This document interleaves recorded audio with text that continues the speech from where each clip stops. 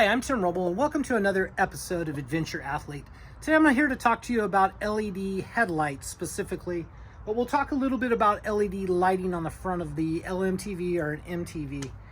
So what I have learned in the last week, I've had this truck physically now 8 days, and I'm into customization, so I wanted to put better lights. I know LEDs are the way to go, so I purchased these off of Amazon, and here's what they look like. So what I did is I came in and I basically did a wiring job up from the military connectors that I cut off to this H4 bulb basically. What I learned a little later is off of eBay, I found this adapter from military trucks that plugs in, and it works really well. I'll give you the package labeling there. That's what it is. So you basically plug that into the truck, and then you plug that H4 bulb into that. I did that and did an op check, and my left bulb over here wasn't working. There was two bulbs physically illuminating on it. So after a couple nights sleep, I had a hard time. You know, of course, I already ordered another box, and I was going to return these for one not working. But thinking about that, I thought, you know what, why don't I go with a full mil-spec light? So back to eBay, and I found JW speaker lights, and that's these right here, and they are almost twice as heavy as these right here, which should tell you a little bit about build quality. And of course, they already come with the military connectors on it. They're a mil-spec light that is made to go in these LMTVs. They're not cheap, but they give you a nice peace of mind, I think. So super cool. I haven't even op-checked it yet, but I like the look. Maybe not more than the other one. The other one looks totally cool, but I like the peace of mind knowing I got a mil-spec unit. So that's for the lighting. I think from the beginning, if I had to do it again, I would just go ahead and spend the money on the JW speaker lights. Midwest Military Equipment, I ordered, here's their box, and what I really like about them is, man, you can order something on a Sunday night, and Tuesday or Wednesday, they ship UPS,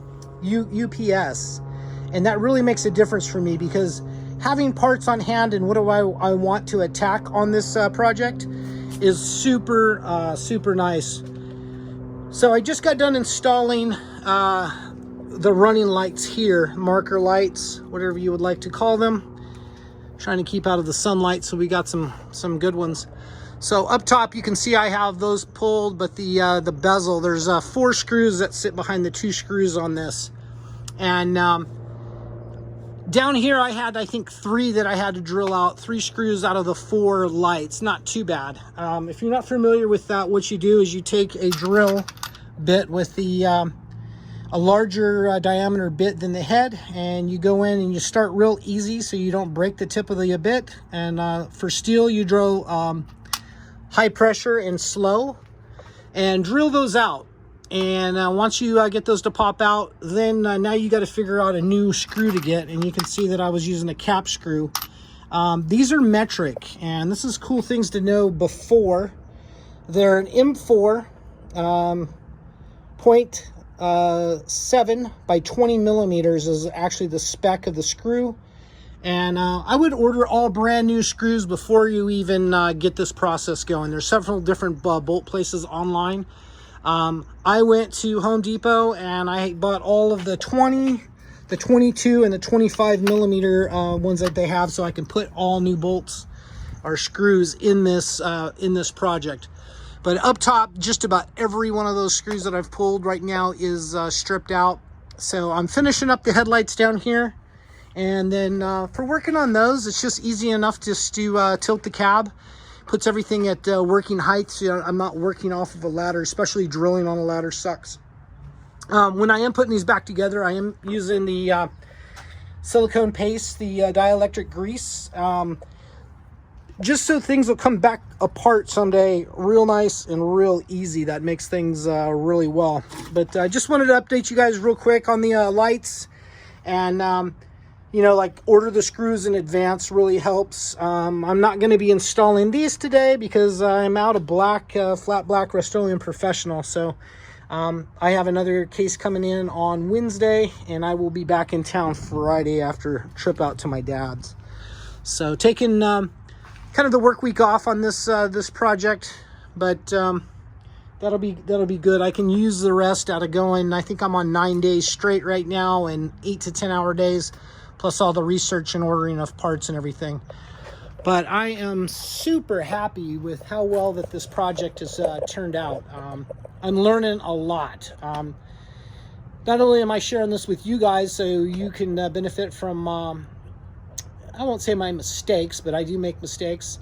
But you can benefit from pre-ordering screws and stuff. Like, I hate having to stop in the middle of a project and go run to Home Depot or Lowe's to get my screws.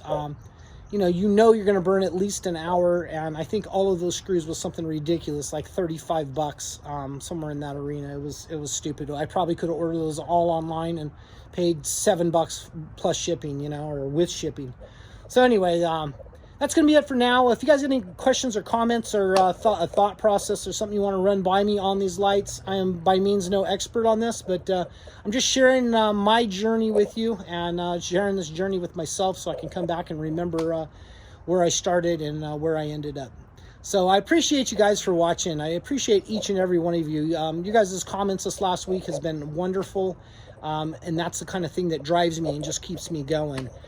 These 10-hour days are not easy, although that for me that's a short work period. A lot of times building the adventure truck, I was doing 15 and 16-hour days, really pushing, but we're running out of light as we're coming into winter. So anyway, thank you guys for watching. I'm Tim Roble, and I'll catch you here next time.